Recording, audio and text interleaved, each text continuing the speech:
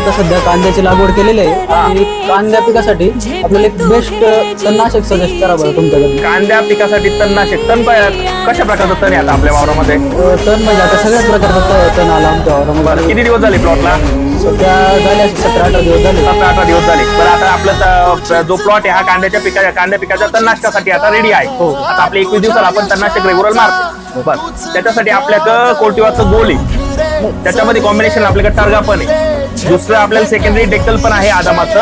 आणि मागच्या वेळेस कोणतं तणनाशक वापरलं? मागच्या वर्षी वापरलेलं आहे टार्गा गोल. पण मग तुम्ही नवीन काहीतरी सजेस्ट करा बरं याच्याबद्दल आम्हाला अजून चांगले बेटर रिझल्ट येईल असं पैसे बाहेर. त्याच्यामध्ये आपल्याकडे युपीएलचा आजा आहे.